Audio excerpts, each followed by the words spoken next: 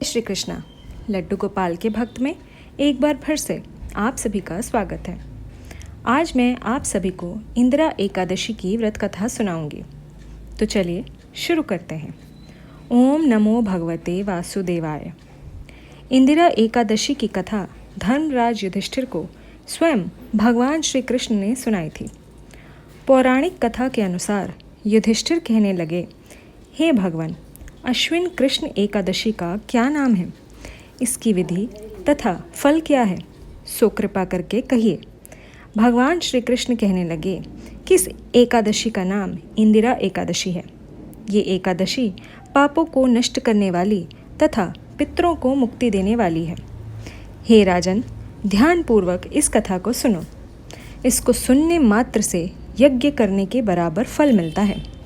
प्राचीन समय में, सतयुग के समय में, माहिष्मती नाम की एक नगरी में इंद्रसेन नाम का एक प्रतापी राजा धर्मपूर्वक अपनी प्रजा का पालन करते हुए शासन करता था।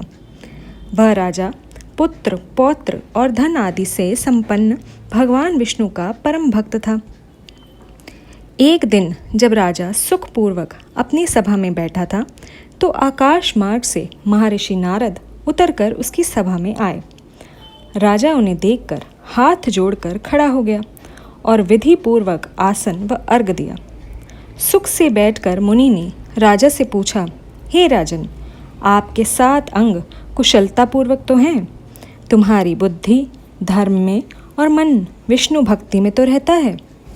देवऋषि नारद की बात सुनकर राजा ने कहा, हे महर्षि, आपकी कृपा से मेरे राज्य में सब कुशल हैं तथा मेरे यहाँ यज्ञ आदि होते रहते हैं। आप कृपया करके अपने आगमन का कारण कहिए।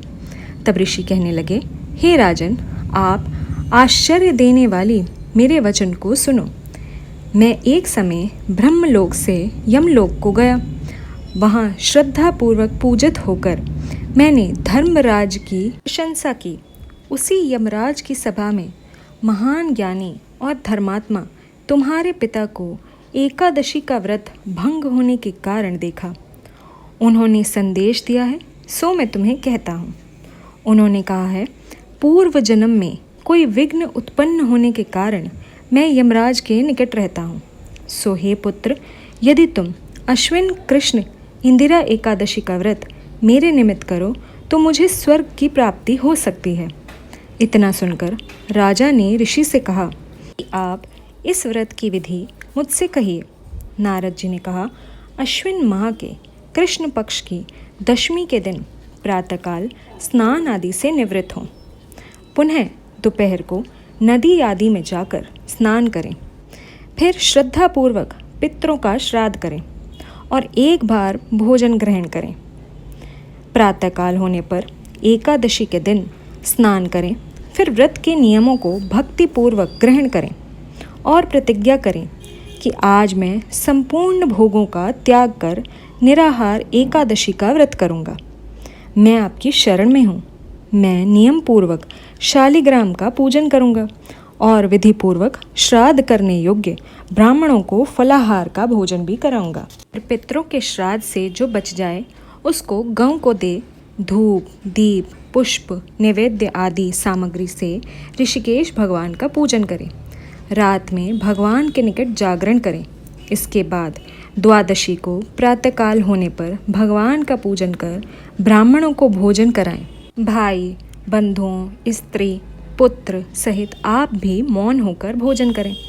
नारद जी ने कहा कि इस प्रकार तुम आलस रहित होकर एकादशी का व्रत करोगे तो तुम्हारे पिता अवश्य ही स्वर्ग को जाएंगे। इतना कहकर देवऋषि नारद अंतर्ध्यान हो गए। राजा ने अपने बंधु, बांधवों व दासों सहित व्रत को किया तो आकाश से पुष्प वर्षा हुई और राजा का पिता गरुड़ पर चढ़कर विष्णु लोक को गया। राजा इंद्रसेन भी एकादशी के व्रत के प्रभाव से राज्य करके अंत में अपने पुत्र को सिंहासन पर बिठाकर स्वर्ग को गए। हे युधिष्ठिर, ये इंदिरा एकादशी के व्रत का महत्व मैंने तुमसे कहा। इस दिन दान का विशेष महत्व है। यदि कोई दान संभव ना हो तो तिल का दान तो अवश्य से करना चाहिए। तो बोलो विष्णु भगवान की जय। तो उम्मीद करती हूँ कि ये कथा आपको अच्छी लगी होगी। साथ ही चैनल पर नए हैं तो इसे सब्सक्राइब कर बेल आइकन भी ज़रूर प्रेस कीजिएगा। हरे कृष्णा।